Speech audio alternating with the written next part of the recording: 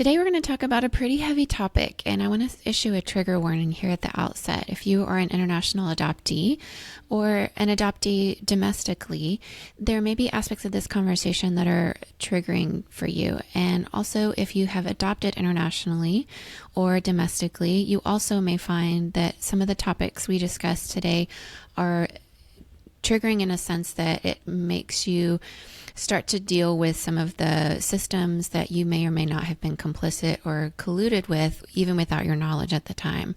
So I just want to offer, if you are finding yourself somewhat in a space today where you just don't feel ready for this, that's okay to pause it and take it in chunks. Or to not listen altogether for a while until you feel ready. I'm going to go ahead and reference a previous conversation I had here on the podcast with an international adoptee from South Korea to the United States. It's Cameron Lee Small. I'll link that episode in the show notes. He has a whole therapy practice around adoptees and the journey for adoptive families that center adoptees. And his book, The Adoptee's Journey, was something he was on the podcast speaking about not long ago. And in light of that, I want each of you to know that this conversation is so important because there are so much internationally, geopolitically that's involved when it comes to adoption that we are starting to unpack in the years since we've become more aware of what has been happening. So today on the show, I've invited Gretchen Sisson. Gretchen is a research sociologist and author of Relinquished, The Politics of Adoption and the Privilege of American Motherhood. She is based at Advancing New Standards in Reproductive Health in the Department of Obstetrics, Gynecology, and Reproductive Sciences at the University of California, San Francisco. Her work on adoption relinquishment after abortion denial was cited in the dissent for the Supreme Court's decision in Dobbs versus Jackson Women's Health Organization and has been covered, you may have seen it in either the Washington Post, Time Magazine, The Nation, NPR, New York Magazine, Vox, Mother Jones, many other outlets. And she's coming on the show today to give us her knowledge around her research on women who went through with a pregnancy and where they just, followed them over several year period with all kinds of data and information around their mental health, their physical health, their financial health, and what it looks like to walk through that and whether they relinquish their babies for adoption or whether they didn't. And all of that is something we're going to discuss today because the Venn diagram around adoption and abortion care in the United States in particular has been a topic that has really related to the most recent election that we just saw, but also going forward with the Dobbs decision as it's being left up to the states to decide around different regulations. So this is a very complicated and complex and very nuanced conversation that could potentially cause some to start to feel feelings of guilt and shame. And so if that is the case, I do ask that you listen with an open mind, with checking your own assumptions, which is something I also had to do preparing for this conversation and in the middle of the conversation, and just with a spirit of curiosity and openness and walking through what it might be like to be either an adoptee, a mother who was relinquishing her baby, a mother who chose to receive abortion care, and all of the other nuances within the conversation. I hope that we can embrace empathy in this moment and allow the research and the data really to speak to us. When it comes to complicity, I feel like, we're all complicit in a lot of ways. And the reality is one of the most powerful things we can do is to assess how we vote, to assess how we spend our money, to assess where we have omitted to fund or use our money and time and resources in either volunteering or financially giving on Giving Tuesday and those kinds of moments with our money toward organizations that are producing good in the world. And that goodness is often skewed by large powers and systems that can be exploited in a system where capitalism, which, benefits many of us, can also not benefit the ones that are most vulnerable. And so recently I've been going through like a period of time where I have gotten off Twitter and I have started to look at ways I spend my money. with a little more scrutiny, and, realizing that shame and guilt may come up, but also walking through that piece by piece. Now, full disclosure, I'm not a perfect person. I do shop at Amazon. I often feel guilty about that. But I do look for other ways to buy books, and, sometimes it's a matter of convenience. But when it comes to complicity, there are some specific areas where just my conscience will no longer allow me to support certain things. And those are individual decisions for each of us. But as we think about that in this conversation, I want you to go into it with that frame of mind, with openness, with curiosity, with checking your assumptions. Just because we've been told something doesn't mean that it's been true. And to center those who the policies are most affecting, which are the adoptees and the mothers who are, in many cases, being asked to carry a fetus to become a baby and to deliver that baby, and then make the choice of whether to relinquish the baby or not. These are the people that are most affected by these decisions. In a world that often centers the adoptive families, I think that this conversation will help us see other points of view. And once again, on this podcast, we are all about bringing our differences to the table to make a difference together. And that means listening to understand for the facts and feelings of values that are being communicated to us, even if they make us feel a little uncomfortable. So hopefully that's enough to have a disclosure about this particular conversation. And I really am so excited to have Gretchen, this expert in this area, come onto the show to share her vast knowledge and her research that really can make a difference. So a warm welcome to the show, Gretchen Sisson. Hello, Gretchen, and I'm so excited about this conversation today. Welcome to the A World of Difference podcast. Hi, Lori. Thanks for having me. It's been a hard, we're recording this post election results in the United States, so I don't even bother asking how people are doing, because I know I've not been doing all that great. But, your work has been sort of central to some of the conversation that's been going on leading up to the election in the United States. It's certainly a global issue. And so as we're talking about this, people are coming in maybe with some understanding of kind of what those dynamics are, but also a whole lot to be learned. My first question for you is, what kind of first drew you in to focus on adoption and sort of the social, political elements surrounding it? Yeah. So when I started doing research that would eventually become the book, I didn't know I was writing a book. It was back in 2010. So I was in graduate school. And at the time, I was working at an organization called the Alliance on Teen Pregnancy, which was an organization in Boston that supported pregnant and parenting young people. And that was a really crucial way of understanding what I wanted my scholarship to look at. And it was largely the gap between how we understand what teen pregnancy looks like, what we believe teen pregnancy means for young people and their children and their communities, and what it was actually like for the women who were raising children while they were finishing high school and soon thereafter. And that gap between the social narrative and the actual lived experience, and understanding whose parenthood is valued, whose parenthood is marginalized, stigmatized, who we choose to support in different paths to parenting, that really became the heart of my research question. And I think adoption really gets very deeply at that, because adoption at its core, particularly private adoption, which is what I study, which is almost always babies and infant, really newborns usually, looks at the transfer of babies from one family to another, right? One family that for some reason we have deemed unworthy or incapable of raising that child, and transfers them to another family that we believe is a more appropriate home for that baby. And wanting to look at how those narratives take root around who gets to parent, who we support in their path to parenting, and who we really marginalize was something that I wanted to look at much more closely. Yeah. Thank you first of all, for this research. It's very important. We've had another guest here on the podcast not long ago who is an international adoptee and is sort of challenging some of those narratives in the work that he does too as a therapist. So much of the narrative around adoption, especially sort of in the 90s, really seemed to be, you'd see magazine covers or news articles about Angelina Jolie and Brad Pitt and people adopting internationally, and all of it seemed really happy. But of course, we probably instinctively knew at the time it wasn't all happy, but in the way that especially in the U.S., our narratives tend to be from our movies being happy, Disney endings to kind of an inability to kind of deal with some of the more difficult parts of shame and even a little bit of maybe neocolonization or some of those things that we don't like to talk about that are very shameful for us. How did you see some of those cultural narratives playing into the whole concept around adoption and international adoption specifically? Yeah, and it's interesting that you bring up these like magazine covers that we had in the 90s and early 2000s.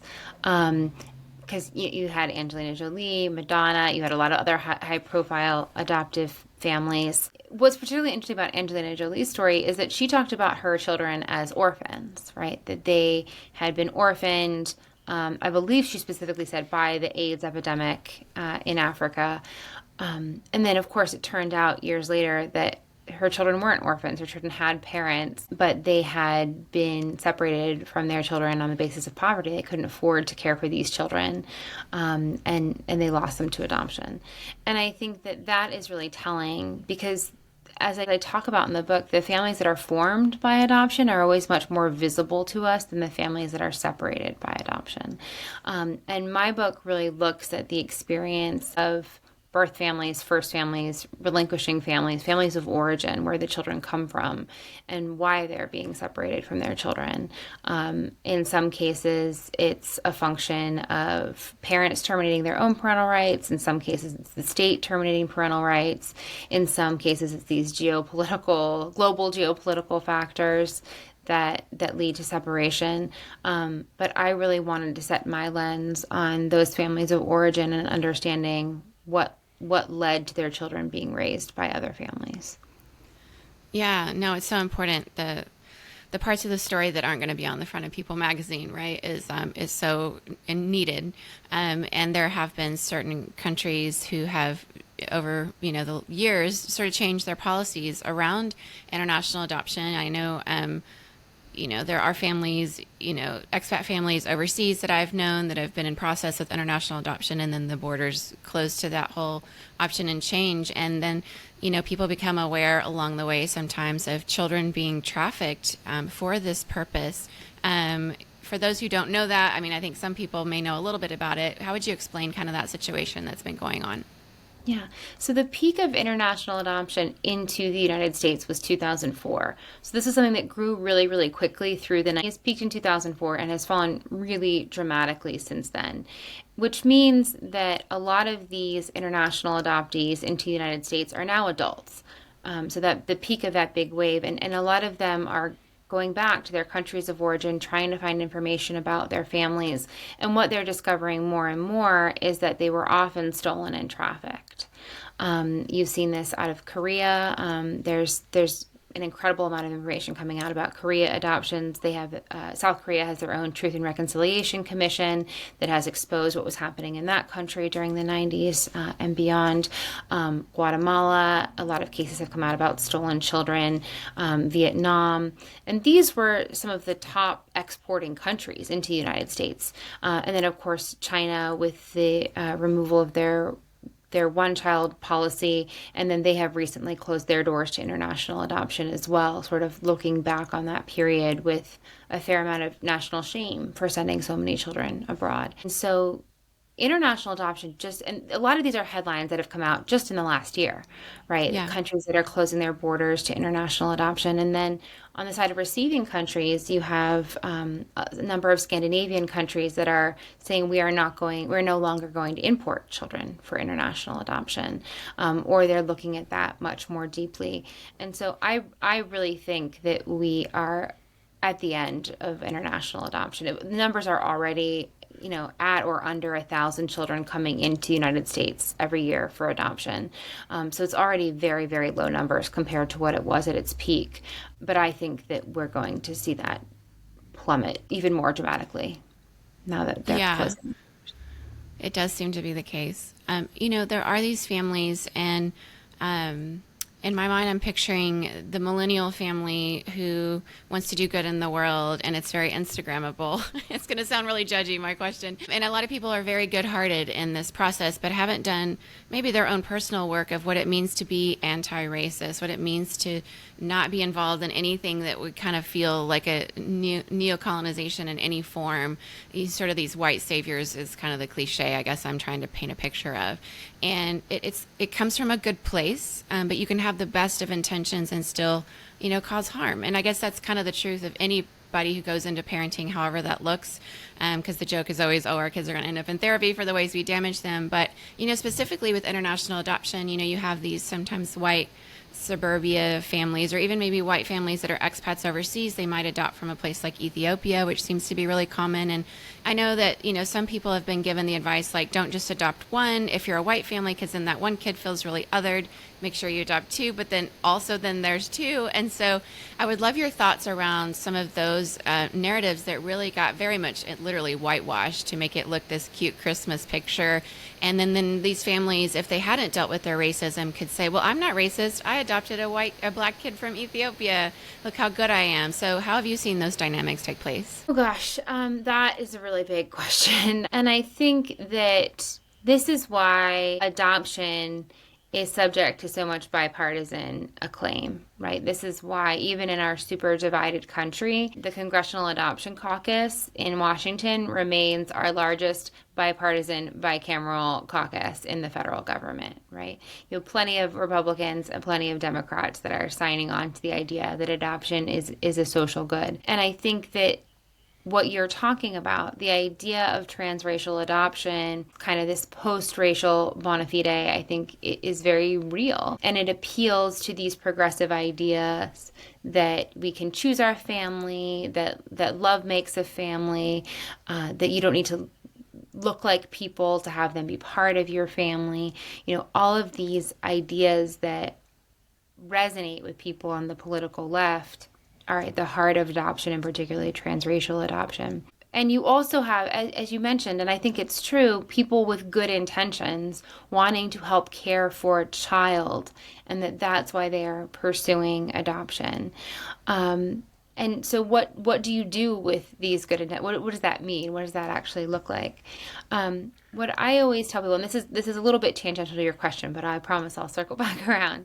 In the United States, when it comes to our domestic adoption policy, we have far, far more people who want to adopt than we have babies available for adoption. So, and again, the private system is almost entirely about babies and infants. You have up to 45 waiting families for every baby that's available. So this is a supply and demand system. This is a marketplace. When you have very, very high demand and very, very low supply, you incentivize the market to generate more supply. And again, I always say I'm using these market terms. It's uncomfortable because we're talking about human beings. We're talking about children as the commodity. But this is how the private adoption system works. And once you have incentivized these intermediaries to generate more supply, then you have agencies, most of which are nonprofit, but will often work with attorneys that are obviously not doing this work pro bono. There's a profit there.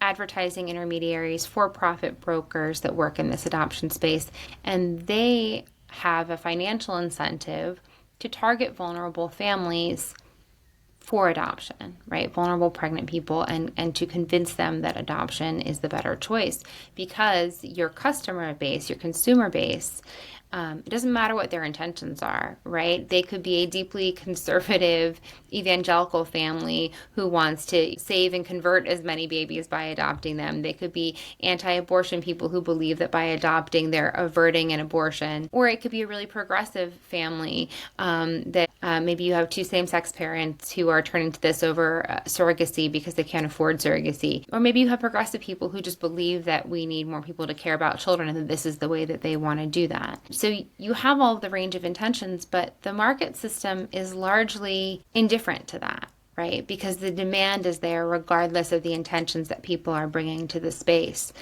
And I think that that is really the ways that people with good intentions still end up contributing to the system, is that once you grow the demand, as you continue to grow the demand, you are going to continue to support the predatory practices that are pushing more and more families apart.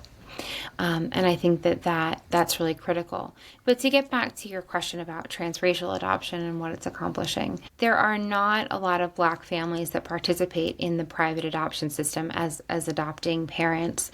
And so I interviewed a lot of mothers of color or white mothers of biracial children who were thinking to different degrees about what they wanted for their family. They almost always wanted a family of color, particularly the mothers who were women of color. The white mothers of biracial children thought about this less. They thought about less about that their child was going to be a person of color in a transracial adoption if they chose a white family. And some mothers did end up choosing a white family that already had a Black child. As you mentioned, like this is something you should consider adopting 2 children, right? But I think that was always a compromise. If they couldn't find Black adoptive parents, they would choose white family that already had at least one Black adopted child, so that their child wouldn't be the only Black person in their family. I think it's more important that we think deeply about why Black and brown families are being targeted by the private adoption system and the public adoption system as well, right? Why are those families being disproportionately separated for the purposes of adoption? I think that's at the core. And I think the other piece is not just saying, oh, well, if you're a white family, you can raise 2 Black children, and then they're not the only Black person that they know.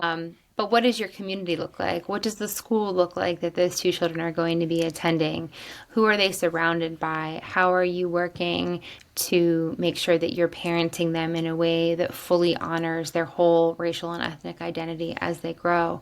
That's a very, very tall ask for a lot of prospective adoptive parents who most of the time just want a baby. So true. Most of the time just want a baby. Yeah. And I would love to hear you sort of unpack, because when we get into this conversation, obviously a lot of it is surrounding reproductive health and adoption. The conversation, there's this Venn diagram between the two, especially here in the United States. And I'd love for you to share a little bit more about your role kind of and the work that you do, and how your research really shows the intersections of the work of adoption and reproductive health and sort of the narratives around that. Yeah, so part of my research was part of the Turnaway study. And the Turnaway study specifically looks at what happens when people are denied access to the abortions that they want.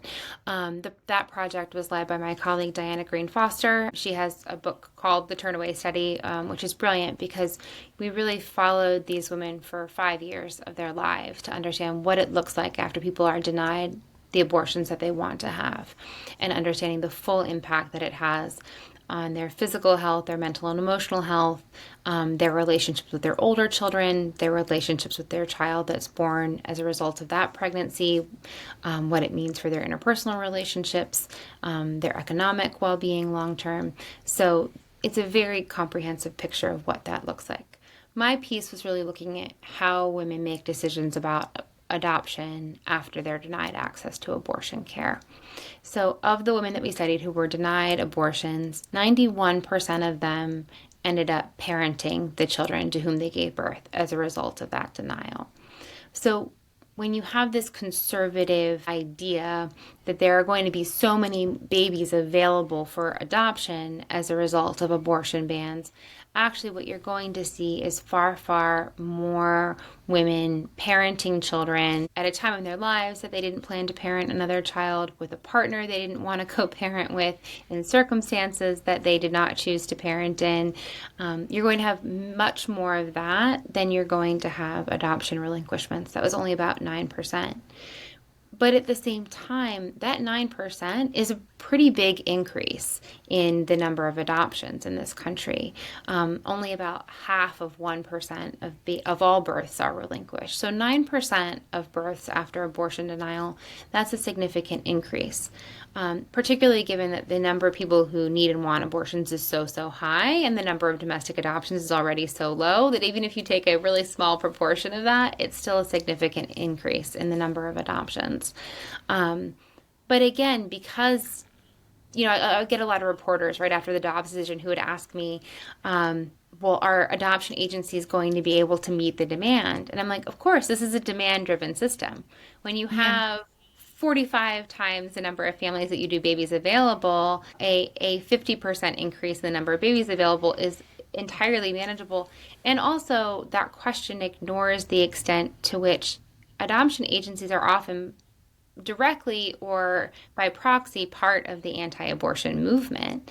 So you have a lot of adoption agencies that are associated with crisis pregnancy centers, with evangelical churches. They believe that this work is about saving babies for them, and they're part of the work to undo reproductive autonomy in this country. Yeah, no, so interesting. All the dynamics that go into it, both politically and in a capitalistic society, and all the, we don't want to think of it that way, but the reality is your research is showing taking a hard look at the nuance is really important. And, it seems as though, and this is sort of maybe a bit of a tired old debate that hopefully I'm hoping we might be moving beyond in this political season, but it's hard to say. It used to be that for a really long time in the United States, you had two choices. It was this very binary choice, like you're either pro-choice or you're pro-life.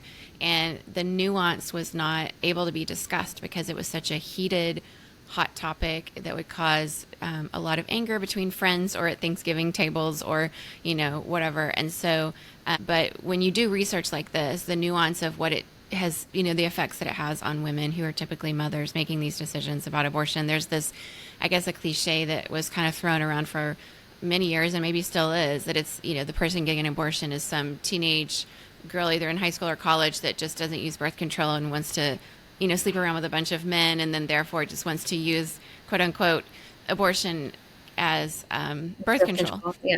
But the statistics don't show that, and the nuance of your research doesn't show that.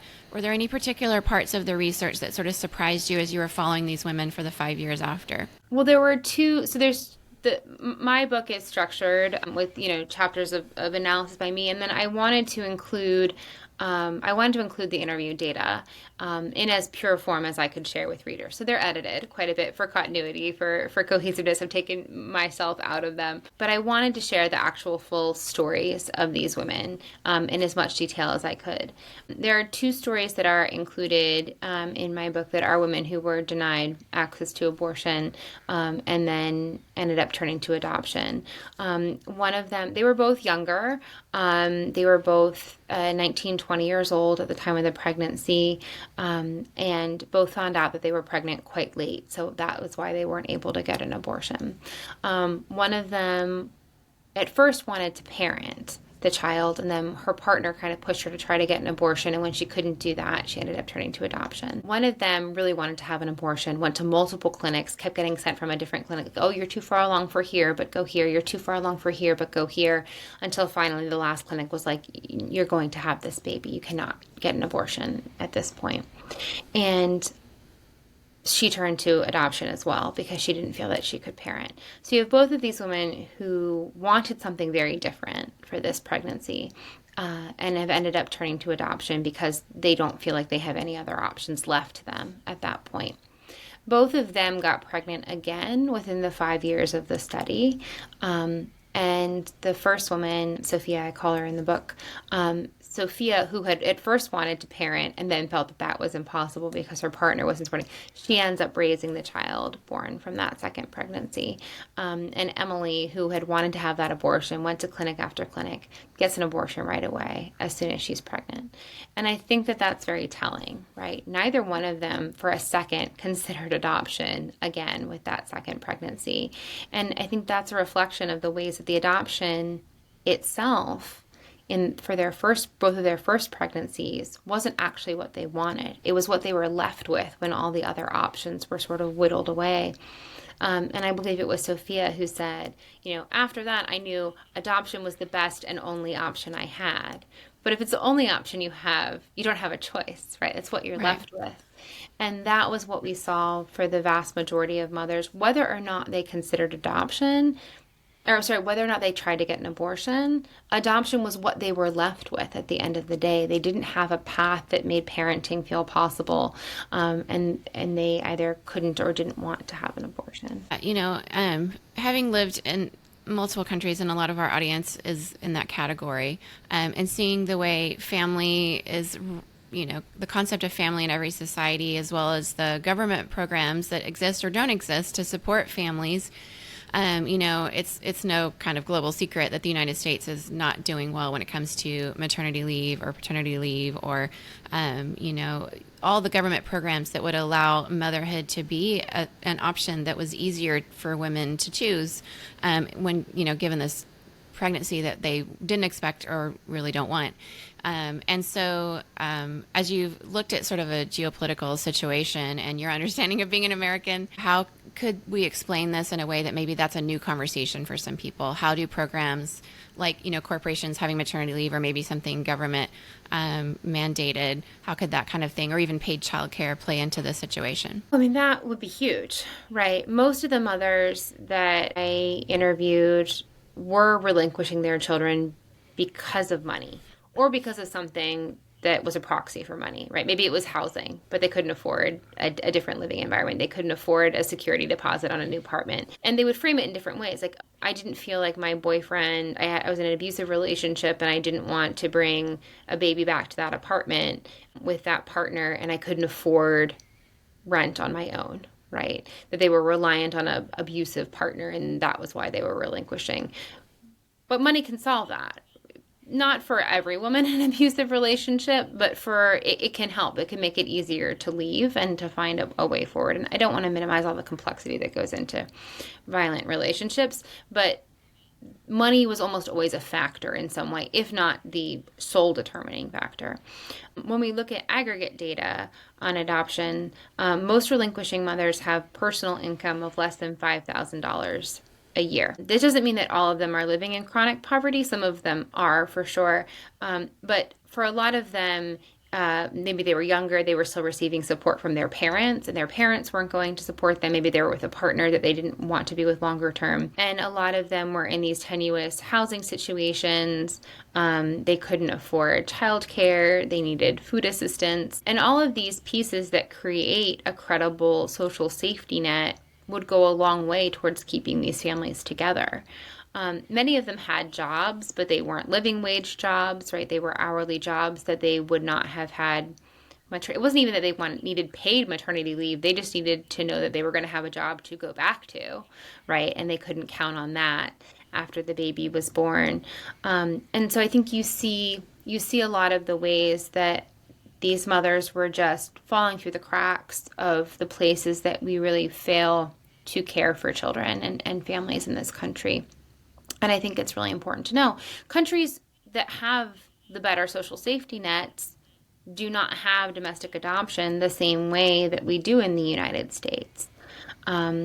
When you look at Scandinavian countries, now adoption exists or did until they started banning international adoption, but it was importing of children from other countries into Denmark, for example. Danish women don't really relinquish their children. Danish people adopt from abroad or did adopt from abroad, but Danish women don't relinquish.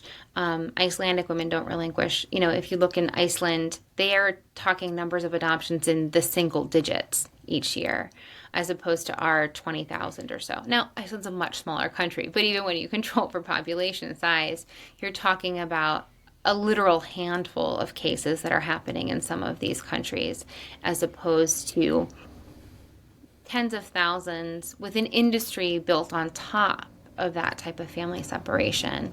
And I think that makes the American domestic adoption system unique among developed countries. Yeah, absolutely. And we know that Iceland has, great human rights for women. They're one of the better countries in Scandinavia in general. I mean, we hear about just the maternity care, our health care system leaves a lot to be desired in the United States, where even with maternity care, and we have seen, maternal death and infant mortality rise in the post-Dobbs kind of situation. And so all of these dynamics are things that don't often get talked about when people ask if you're pro-life or pro-choice. Those are not the nuances that people tend to want to hear, because people largely, and some of this is just cultural narratives, right? We do want the image is this white baby with a pink bow in her hair, usually a little girl. This is who you're saving when you're pro-life. This is who These are the pictures, the poster child, so to speak, of the movement, whereas the reality is much more gritty. You use this phrase, the privilege of American motherhood. Unpack that a little more for us. Yeah. So that's really about who we believe gets to be a mother and who is worthy of their motherhood, and who we believe it's worth keeping children with. And this is as much a value statement as it is a reality for in our country, because a lot of people will hear the story I just told you, like, oh, these are women living in poverty who are separated from their children because they do not have the capacity to afford another child. My response is, what do we do to support vulnerable families, whether or not adoption is part of the conversation, right? Because you have millions of American families that are living in poverty, that are living with unstable housing, with an insecure food supply. How do we support all of them? That's my response. I think that's your response. Hopefully, that's most of your listeners' response. But you also have people who say, well, then they shouldn't be raising children. If they can't afford children, they shouldn't be raising children. And we do not have a shared obligation to care for those children. And that is where it becomes a privilege. And that is where adoption becomes a solution. Because if you have these poor people and you're unwilling to support them and you don't believe that they should be raising those children because they are poor, then you are very comfortable with the idea of transferring those babies to middle class families who are willing to pay for them and are less likely to avail themselves of a social safety net. Now, those families still need affordable childcare, affordable housing. Like, those are still things that are out of reach for a lot of middle class families in the United States. But we are very willing to transfer children. And that is what I mean when I talk about the privilege of motherhood, is who do we decide to support in their journey to motherhood and parenting? And who do we say is unworthy of that?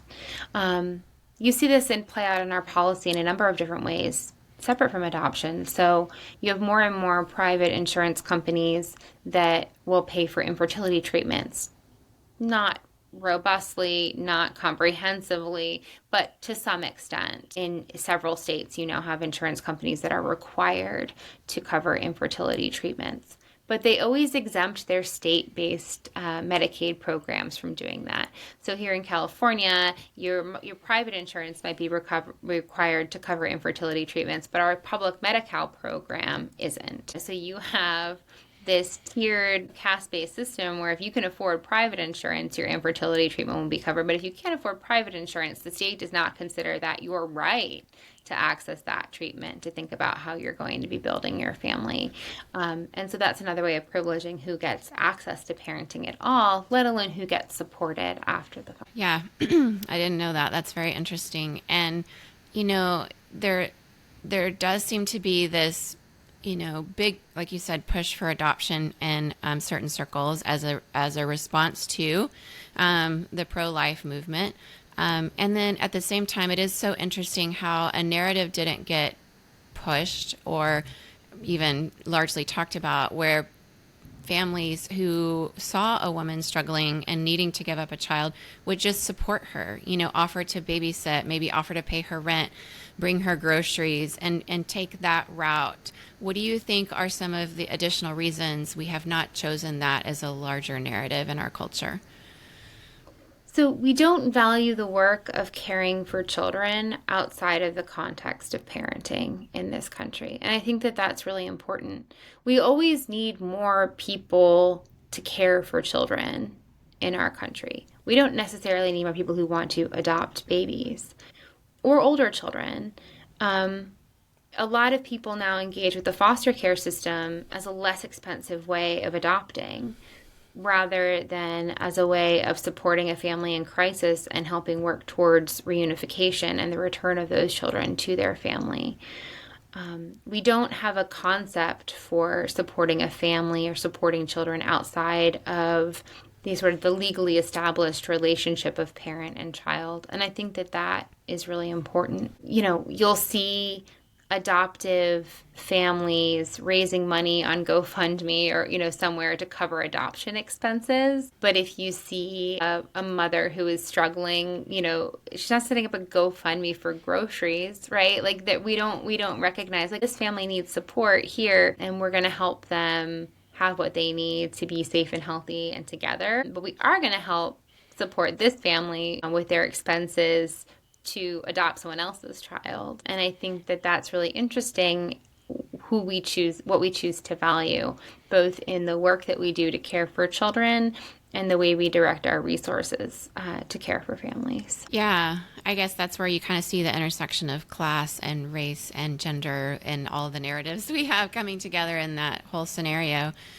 We do, and this is not just a U.S. problem, but this is something, globally we see. Other countries do it way better than ours does here in the United States. But just the unpaid labor of home is sort of an expected thing with women.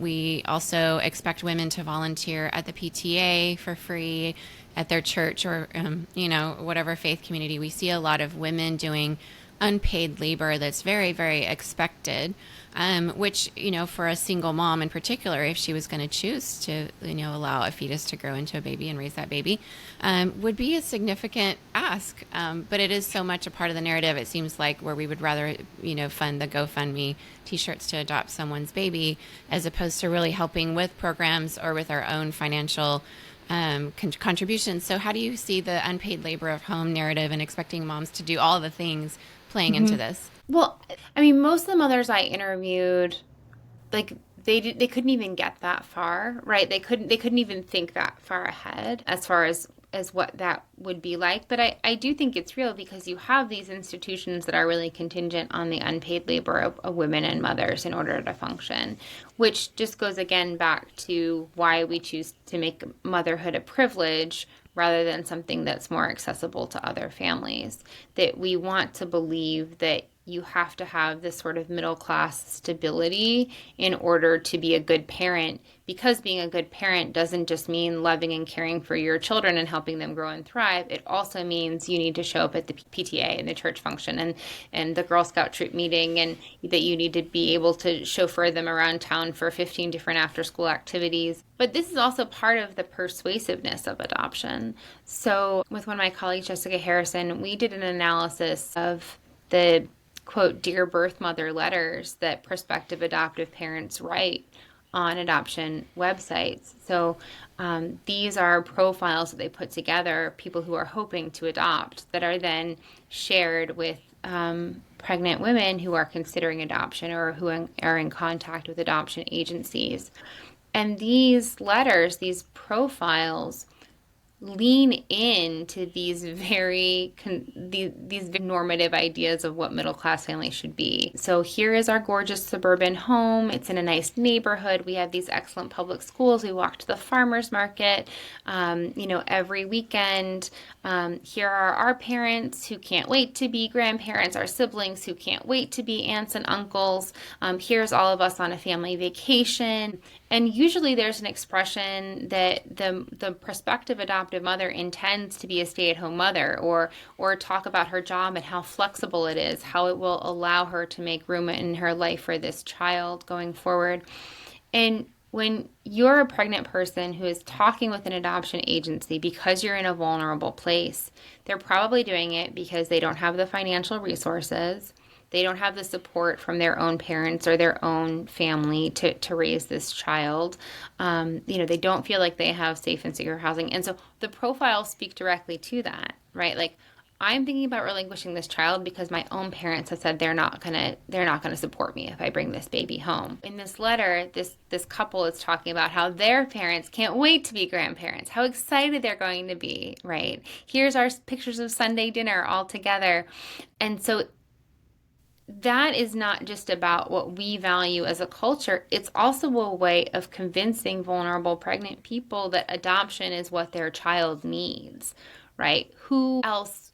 How can you even compare? And some of the mothers I interviewed talked about going to the agencies. And this is something that adoption agencies and maternity homes did before Roe v. Wade, and sort of these really coercive, extractive adoptions, but they're still doing it today.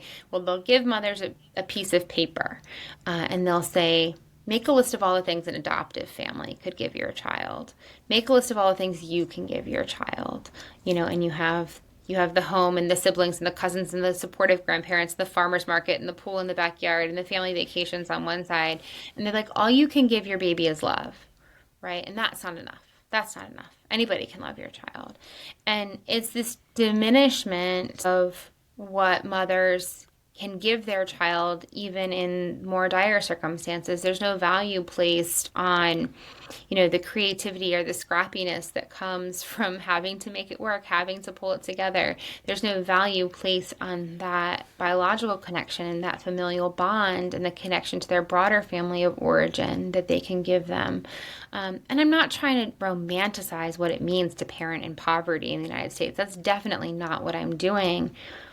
But we don't value any of those things that families in poverty, that parents living in poverty can give their children, because we believe this middle class ideal is so, undeniably desirable.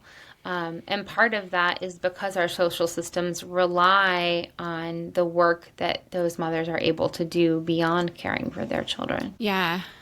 My last question for you here, just to speak to those who have adopted, whether domestically in the US or internationally, and maybe more than one. Maybe they were those that were trying to do it right and adopted more than one cute little adorable black baby from Ethiopia or wherever. And now they're starting to realize maybe this wasn't the best way.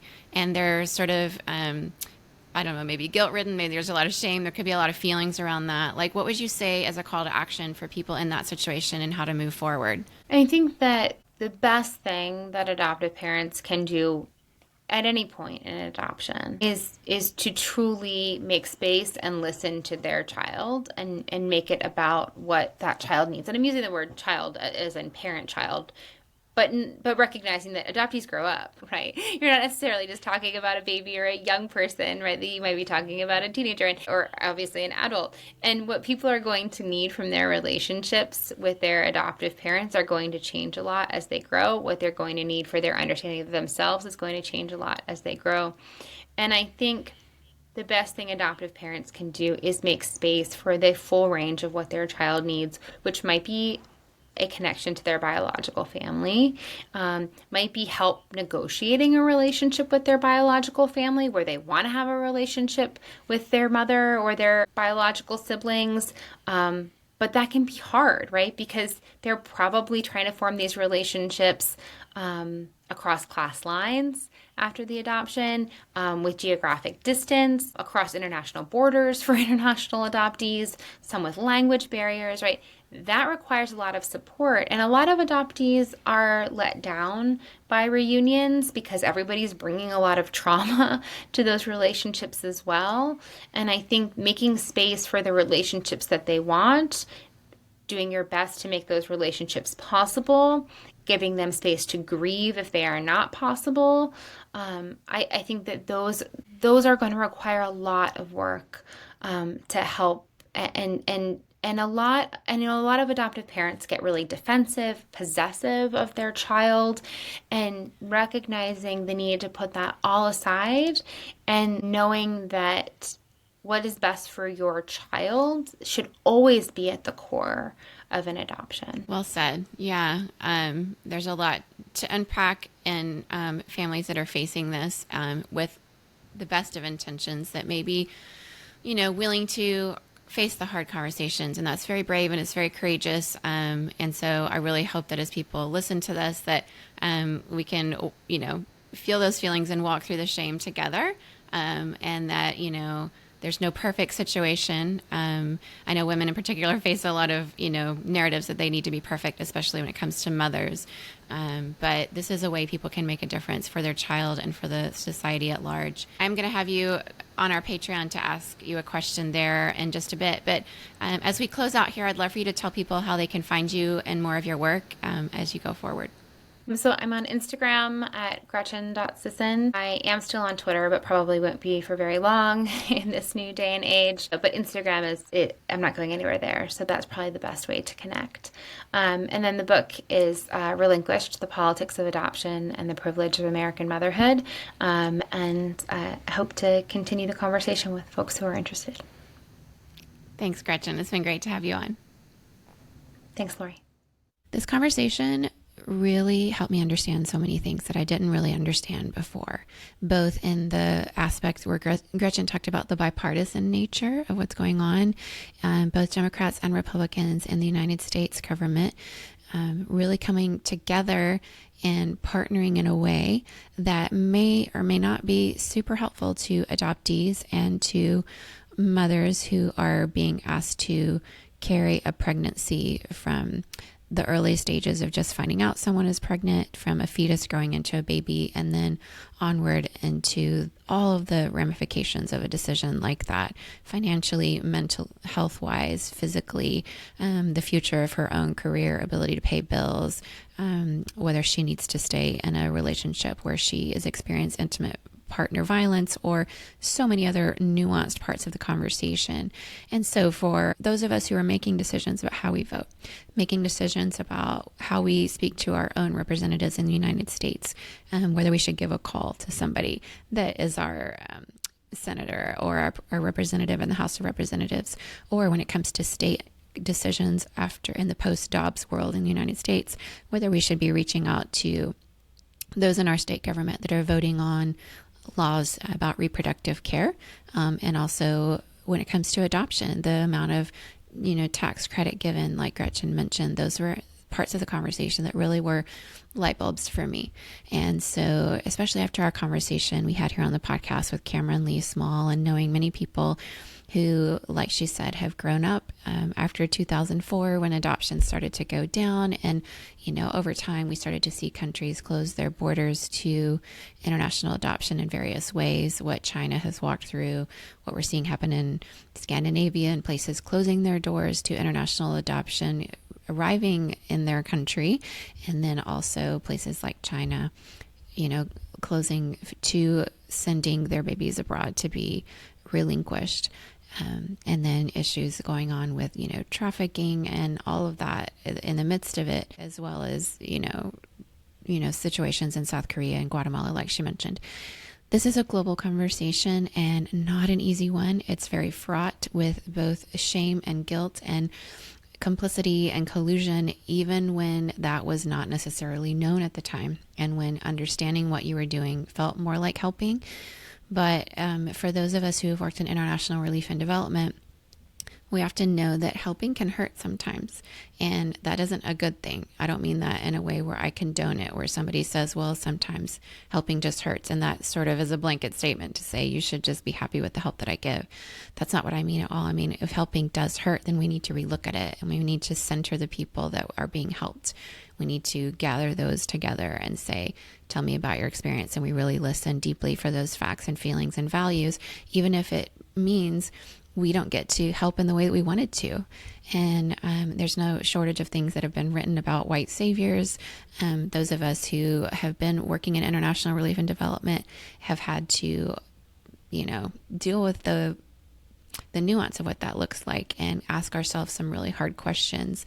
And so I realize this conversation may be really difficult to digest, and it wouldn't necessarily be something you'd want to do in one sitting, but getting a lot of more perspectives around your own personal table that you invite people into, and creating your own table where you build a village of support around you of people who can speak into your situation to help you understand this better and more deeply, with a truly open mind, with curiosity, with taking some risk of vulnerability, and realizing we may not have known everything we thought we knew.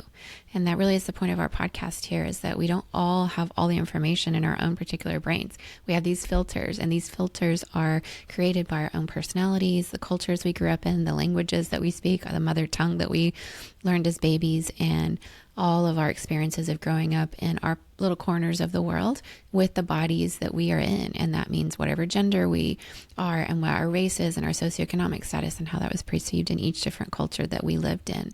All of that creates a unique filter that is as unique as our fingerprint. And because it's that unique, we really need to check our assumptions, because sometimes we could be wrong. We could see the thing we're looking straight at in a very different way from most people around us. And groupthink can be a really hard thing to overcome. So if you have people around you who tend to always just agree with everything you say, and it's a very sort of a homogenous kind of situation, I would encourage you to think about inviting people to speak into this particular situation with you around international adoption, domestic adoption, reproductive care, and all the Venn diagram of what that looks like for babies who get relinquished and for mothers who relinquish their babies, and to really think deeply by listening to understand, to find out what you haven't known. We don't know what we don't know. And when it comes to speak to us this new information, sometimes that can cause a lot of feelings. And so once again, I always recommend to have a therapist to process these things with, and also to just have friends that you talk it through with. Once again, if you haven't listened to Cameron Lee Small's episode, please go check that out. And I also ask Gretchen to stay around for a Patreon conversation where we go a little bit deeper into a couple of questions. And so that's going to be out in Patreon. If you go to www.patreon.com/A World of Difference, you'll be able to find that mini-sode there where I ask her some more information. And she really is such a wealth of information. I was so glad that she came on the show to share her very valuable subject matter expertise around this topic. And I think we're going to continue to learn more and more as a culture and society, wherever you are in the world, about this issue. And if you have any questions or concerns, and this has brought anything up for you, feel free to reach out on any of our social media. You can find me no longer on Twitter because I am at least checking that list, check that off my list of complicity at this point. So I'm off of Twitter, and but I've joined Blue Sky recently. So if you want to find me there, you can find me on Blue Sky.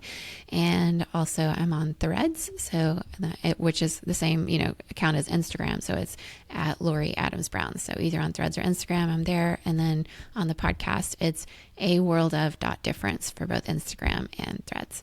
Would love to have you reach out and express, what this conversation meant to you. Maybe if you shared the episode with somebody else and had a conversation with them and what that, was like for you. Mostly, I want this whole podcast to be a springboard for you to have deeper conversations with those around you so that we can make the world a better place in our little corners of the world, one conversation at a time. And that means we don't always see the world the same, but when we listen to each other and truly understand, we come out with both deeper relationships with those around us and more informed decisions that we can make, where we can reject groupthink and embrace the differences, where we can show that we see the world in a different way.